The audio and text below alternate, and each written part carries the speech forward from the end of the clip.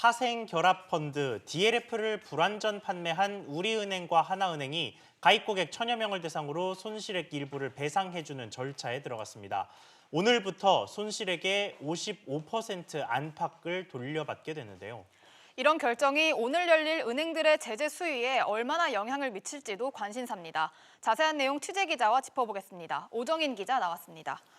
오 기자, 먼저 자율배상부터 살펴보겠습니다. 우리은행과 하나은행이 자율배상 작업에 속도를 내고 있다고요?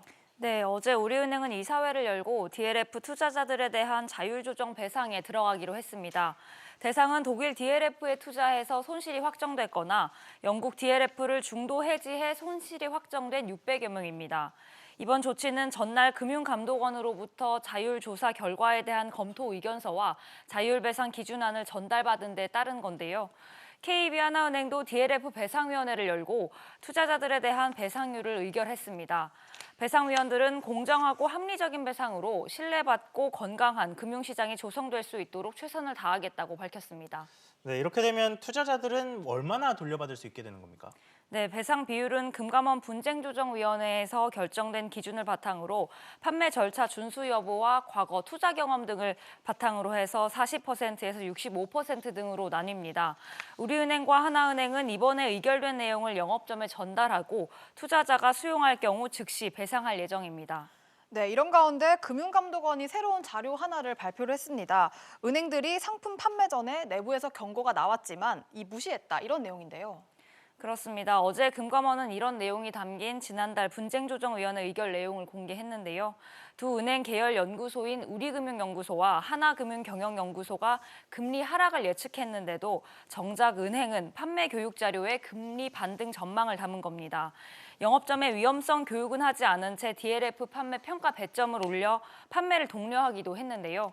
상품 판매 전에 거쳐야 하는 상품위원회 심사는 또 건너뛰었습니다. 그런데 이런 문제가 불거진 뒤 금감원이 현장 조사에 나서자 관련 문건을 폐기한 정황도 포착됐습니다. 네, 이런 내용들이 오늘 열릴 이 금감원 제재심에서 좀 이런 내용들을 가지고 공방이 오갈 것 같은데 제재심에서 어떤 결과가 좀 나올지 그리고 두 은행들의 입장은 뭔지도 좀 짚어주시죠. 네, 제재심에선 우리은행과 하나은행 경영진에 대한 징계 수위가 논의될 예정입니다. 이번 금감원은 손태승 우리금융그룹 회장과 함영주 하나금융지주 부회장에게 중징계인 문책 경고를 통보한 상태인데요.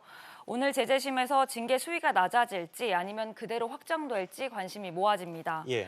손태승 회장과 함영주 부회장은 오늘 직접 제재심에 출석해서 이번 사태에 대해 적극 소명할 것으로 알려졌습니다. 하지만 제재심에 출석하는 임직원들 수가 적지 않은 데다 이번 사안이 중대한 만큼 단 한 번의 제재심으로 최종 결정이 나진 않을 가능성도 있습니다. 금감원은 만약 오늘 최종 결론이 나오지 않으면 오는 30일 다시 한 번 제재심을 열 계획입니다. 네, 오 기자 잘 들었습니다.